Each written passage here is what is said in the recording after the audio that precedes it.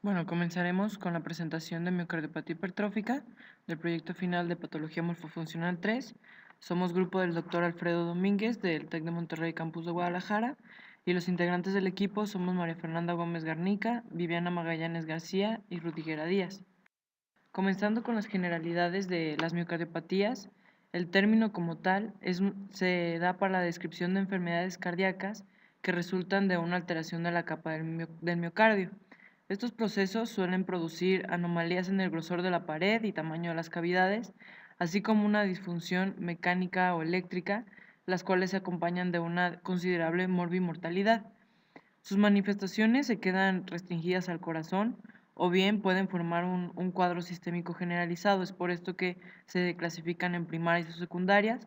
En las primeras, las enfermedades se limitan al músculo cardíaco y las secundarias participa el miocardio como un componente de padecimiento sistémico multiorgánico.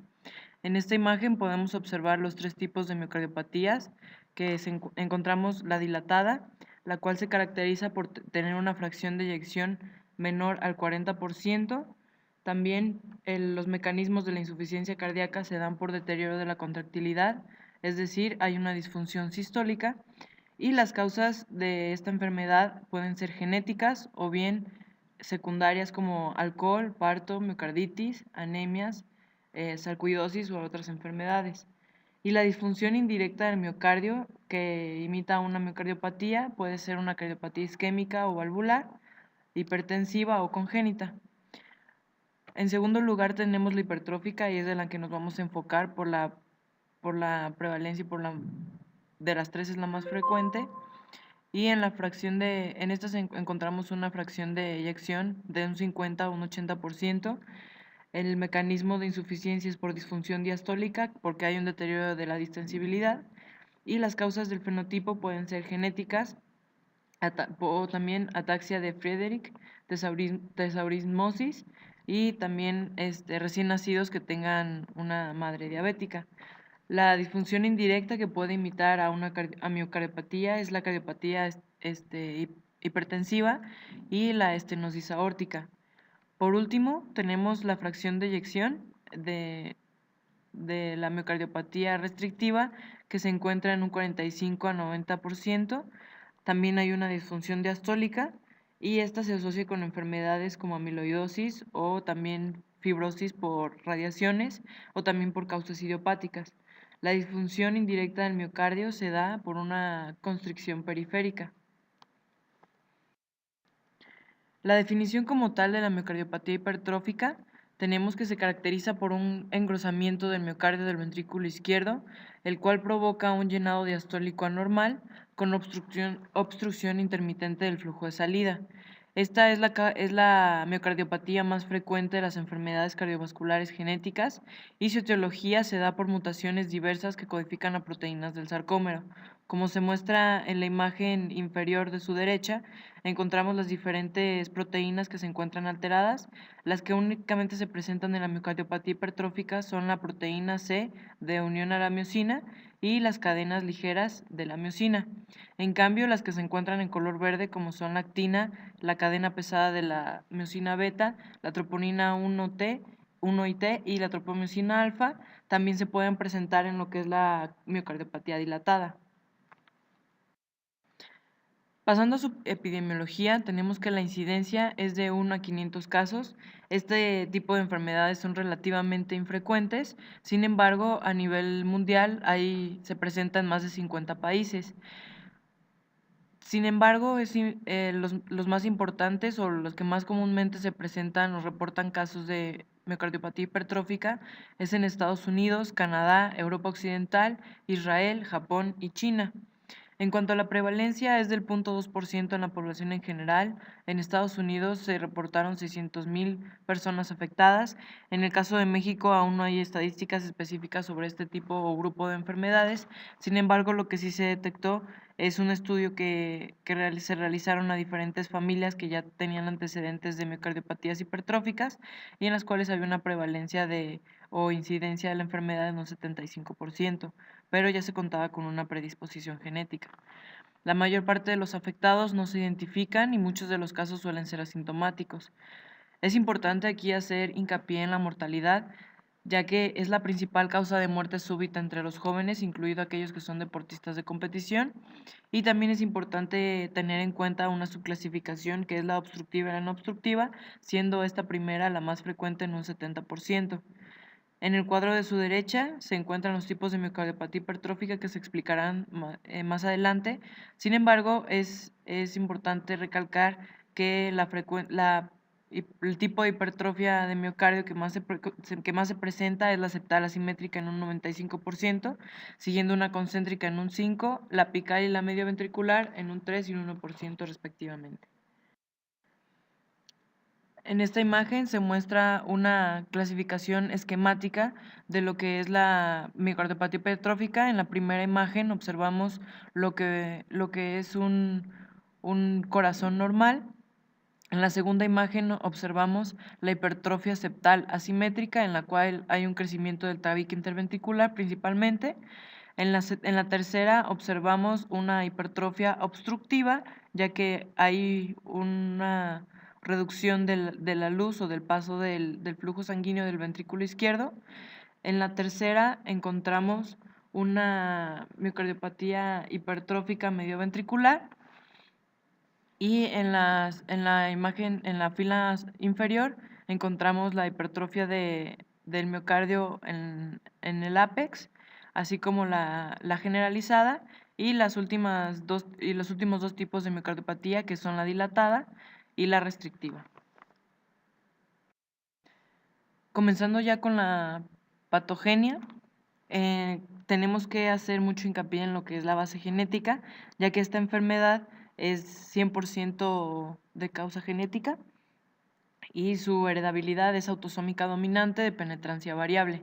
En este tipo de patologías se han encontrado 11 genes afectados, todos son codificadores para proteínas del sarcómero, siendo las más importantes la cadena pesada de miosina, la proteína C de unión a la miosina, y también se encuentran otras mutaciones menos frecuentes, en las cuales encontramos la mutación de la troponina 1 y T en la alfa tropomiosina, también las cadenas ligeras de miosina esencial y reguladora.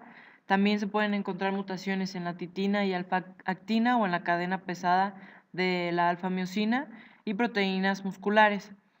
En estas mutaciones también se pueden encontrar proteínas no sarcoméricas y esta se denomina como tesaurismosis. Son fenocopias de la miocardiopatía hipertrófica sarcomérica y requieren de un diagnóstico molecular. Concretamente, estamos hablando de enfermedades conocidas como enfermedad de Fabry, en la cual hay una mutación en la subunidad 2 gamma reguladora de la proteína sinasa activada por adenosín-monofosfato, o bien la enfermedad de Danon, que se caracteriza por una mutación en la proteína 2 de membrana asociada a los lisosomas, o también conocida como LAMP2. Esta última se caracteriza por tener una hipertrofia masiva del ventrículo izquierdo y normalmente da una mala evolución. La presentación clínica de este grupo de enfermedades es indistinguible de la miocardiopatía hipertrófica, sin embargo, están frecuentemente asociadas a preexcitación ventricular.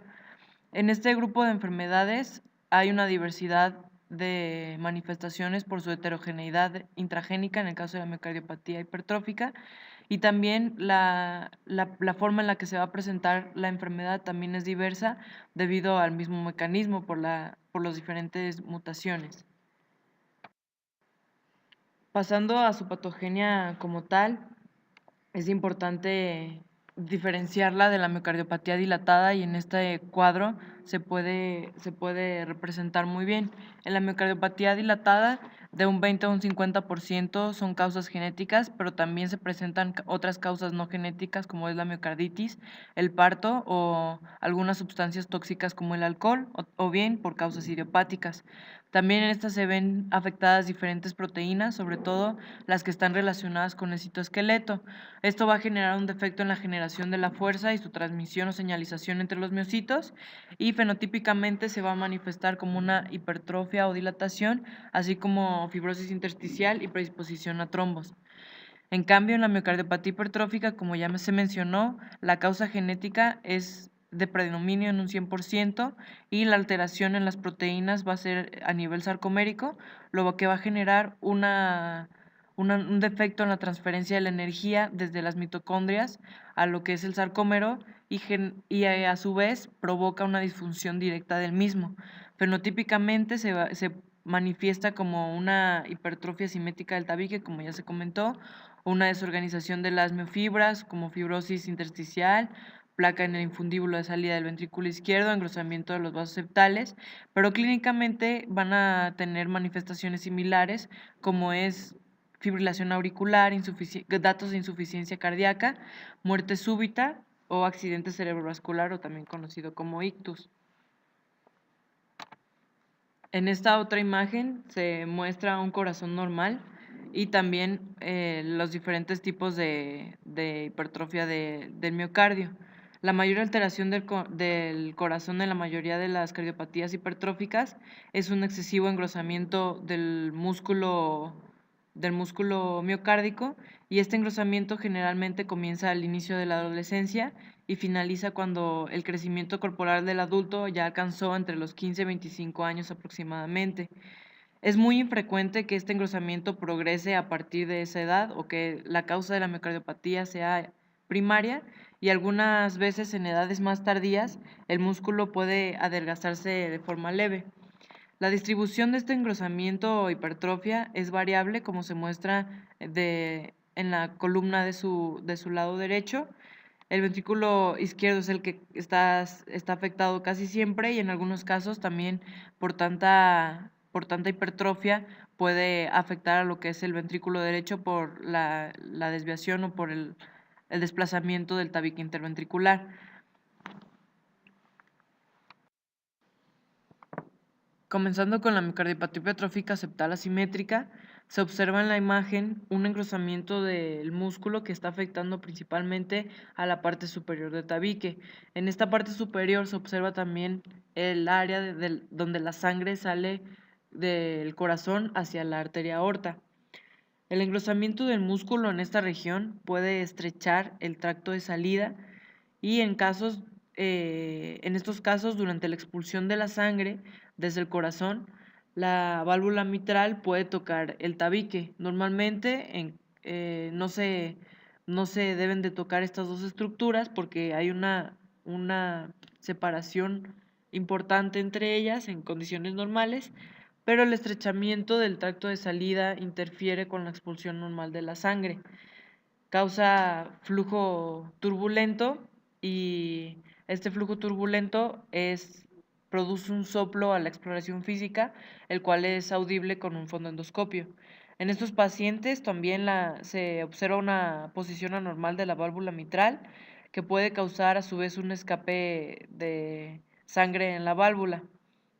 Cuando la sangre se escapa hacia atrás a través de la válvula, se denomina regurgitación mitral, y esta regurgitación, debido a que hay turbulencia o también genera turbulencia, puede escucharse un soplo a la exploración,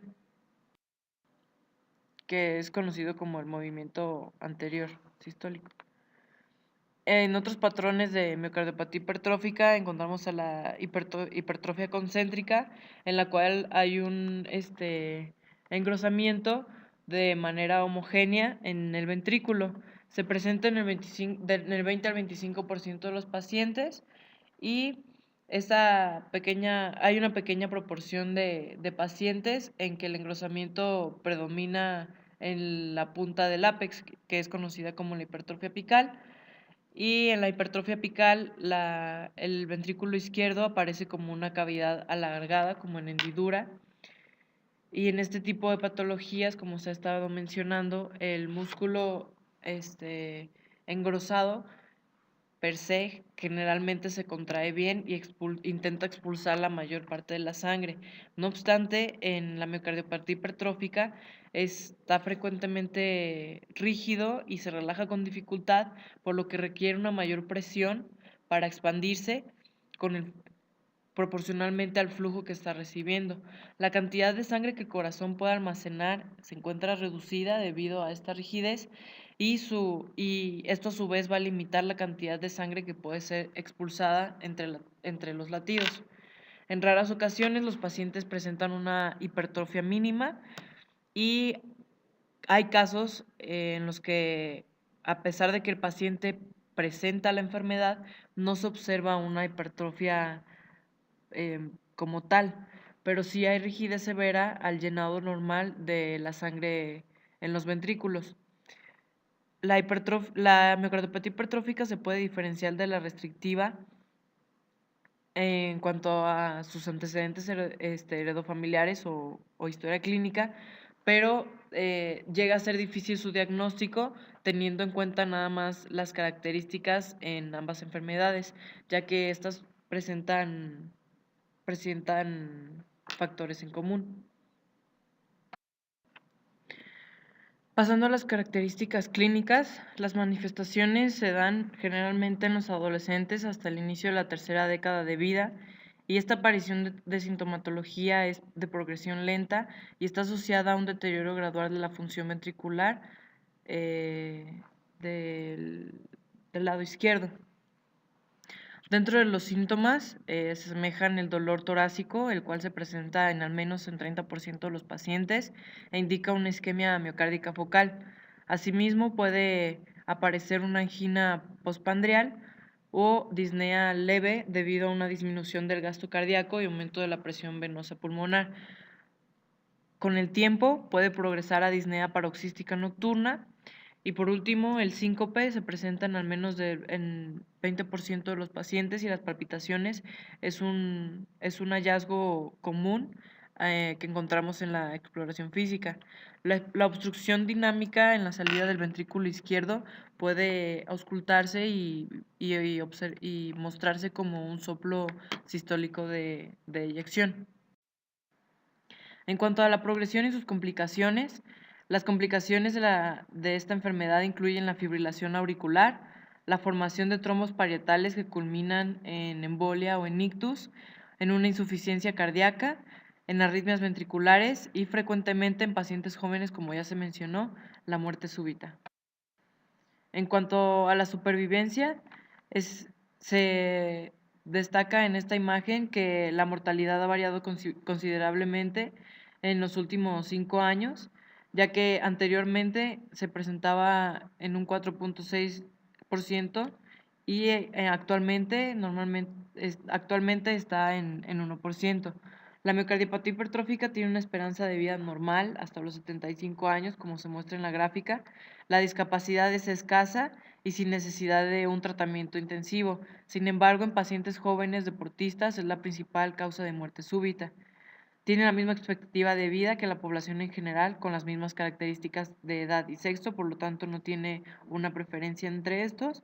Sin embargo, existen unos subgrupos de mayor riesgo con complicaciones severas y muerte prematura que ya se ha estado comentando en, en las últimas diapositivas. En cuanto a los estudios de gabinete que se requieren, el ecocardiograma es el más utilizado, ya que es el que establece un diagnóstico más certero y más preciso. Y para que se pueda diagnosticar esta enfermedad, valga la redundancia, es necesario la presencia de criterios mayores y menores. Por lo menos un criterio mayor y si necesitan de al menos 2 criterios menores para poder dar un diagnóstico de miocardiopatía hipertrófica. En cuanto a los criterios mayores, encontramos que el grosor de la pared del ventrículo izquierdo tiene que ser mayor a 13 milímetros en el tabique anterior o mayor a 15 en el tabique posterior. El movimiento sistólico anterior está intenso en la válvula mitral por la patogenia que mencionamos anteriormente. Y los criterios menores, que se deben de presentar al menos 2, encontramos que el grosor de la pared del ventrículo izquierdo tiene que estar a 12 milímetros en el tabique anterior o 14 en el posterior. El movimiento sistólico anterior es moderado y las valvas de la válvula mitral son redundantes. En cuanto a a la imagenología, en la imagen B podemos observar una hipertrofia septal con una porción distal considerablemente más gruesa que la proximal. En esta porción hace referencia al tabique ventricular, en la parte inferior a la pared posterior del ventrículo y en la parte medial la aurícula izquierda. Por su parte, en la imagen E, que es la imagen superior derecha, encontramos una hipertrofia concéntrica, es decir, simétrica, se puede observar como en forma de donita. Hay un leve grosor o idéntico en todos los segmentos, por lo tanto, donde señalan las flechas, ahí está la misma porción hipertrofiada del ventrículo. Por último, en la imagen inferior derecha se muestra un patrón invertido con la pared libre posterior, está más gruesa que propiamente el tabique ventricular anterior. Otro estudio de gabinete que se recomienda es un electrocardiograma. También en los criterios mayores es necesario la presencia de solo uno y en los menores de dos. Y en los criterios mayores encontramos una hipertrofia del ventrículo izquierdo con alteraciones en la repolarización, así como una inversión de la onda T. Se puede observar en la derivación 1 y en ABL, que es mayor a 3 milímetros, en B3 a B6 también es mayor a 3 milímetros, y en la derivación 2, 3 y ABF, que es mayor de 5 milímetros. Las ondas Q en esta enfermedad van a estar anómalas y en cuanto a los criterios menores, podemos encontrar un bloqueo de rama completo, alteraciones en la repolarización, las cuales se van a ver representadas como una onda S profunda en la derivación B2 o un dolor torácico no explicado, disnea o síncope. Por último, los estudios de laboratorio que se recomiendan son necesarios para la detección de condiciones extracardíacas. Se les realizan exámenes de rutina para descartar enfermedades tiroideas, enfermedades renales como la insuficiencia renal o bien la diabetes, las cuales pueden exacerbar el daño cardíaco. Por su parte, también se miden los marcadores del péptido natriurético cerebral y su forma propeptídica, así como la troponina T de alta especificidad, ya que estos están asociados con ciertos eventos cardiovasculares, como son la insuficiencia cardíaca y la muerte. Pasando a la morfología macroscópica, la figura 1 muestra un corazón en corte coronal que se observa una hipertrofia marcada del ventrículo izquierdo y muestra un abultamiento asimétrico del tabique interventricular hacia la cámara izquierda. Existe un aumento de la masa y en cuanto al peso miocárdico izquierdo y puede haber cierta dilatación auricular por el flujo o la mayor presión que genera para pasar la sangre al ventrículo.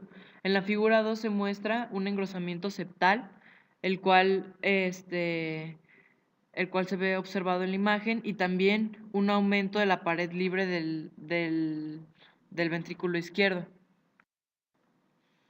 En esta imagen, por su parte, se observa un corte transversal donde se puede observar la hipertrofia cardíaca concéntrica prominente del ventrículo izquierdo y un engrosamiento pronunciado del mismo.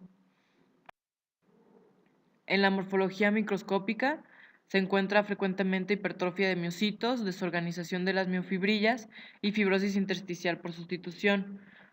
Sin embargo, esta amplia hipertrofia se presenta muchas veces en valores superiores a los 40 micrómetros, la desorganización de los haces de miocitos, de los elementos contráctiles de los sarcómeros también, y la fibrosis intersticial.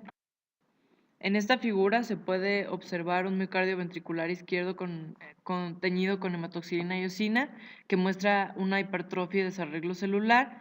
El arreglo es perpendicular y oblicuo de las fibras musculares adyacentes y este desarreglo involucra el 25% del miocardio en el 50% de los pacientes y más del 50% del tejido en 25% de los pacientes. La desorganización de las miofibrillas no necesariamente tiene que estar relacionada con los segmentos más hipertrofiados, ya que hay poca relación entre el grosor de la pared y la extensión de esta desorganización celular. Por último, la desorganización celular involucra un promedio del 40% del septum ventricular y 33% de la pared libre del ventrículo izquierdo. En esta imagen también se muestra una sección de miocardio ventricular izquierdo que muestra las arterias coronares intramurales anormales con engrosamiento de la pared y aparente estrechamiento del lumen. La presencia, también se caracteriza esta imagen por la presencia de colágeno perivascular denso que se muestra en color rojo, que está rodeando los vasos, y también se puede observar colágeno en algunos lúmenes de los vasos. Esta tinción se conoce como Precocirius red. Asimismo, en esta imagen se puede mostrar el colágeno de la matriz. El colágeno fibrilar tiene una apariencia normal y están expandidos. El intersticial llega a ser del 15% del tejido ventricular septal, contribuyendo a lo que es su engrosamiento y rigidez. Y una evaluación cualitativa del colágeno es un aumento marcado en número y tamaño de los estrutos transversales en tejidos pluricelulares y enrollamientos perimicial intercelular. En la figura, la cantidad de colágeno es 8 veces mayor que en pacientes normales, y en la sección del miocardio del ventrículo izquierdo hay una expansión marcada de este colágeno alrededor de los miocitos, y es la misma tinción que la imagen pasada. En esta imagen se muestra un marcado engrosamiento y estiramiento de las fibras de colágeno de la matriz entre los miocitos hipertrofiados.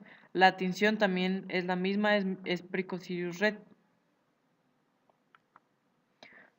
Por último, en cuanto al tratamiento, se dan beta bloqueadores con el fin de reducir la demanda de oxígeno del miocardio por una menor frecuencia cardíaca y la fuerza de contracción, y así una disminución de la angina y la disnea.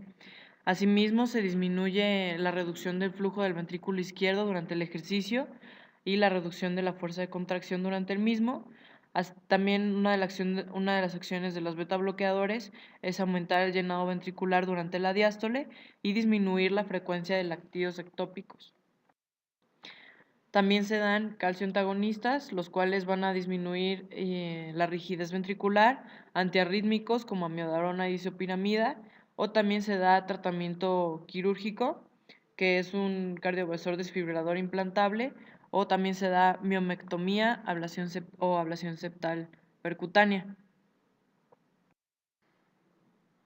Para dar un cierre a este tema, a pesar de que las miocardiopatías no son un grupo de enfermedades que tienen una frecuencia elevada o prevalencia elevada en nuestro país, sí son importantes determinar o conocerlas para poder hacer un diagnóstico temprano y oportuno y poder prevenir la muerte súbita en pacientes jóvenes.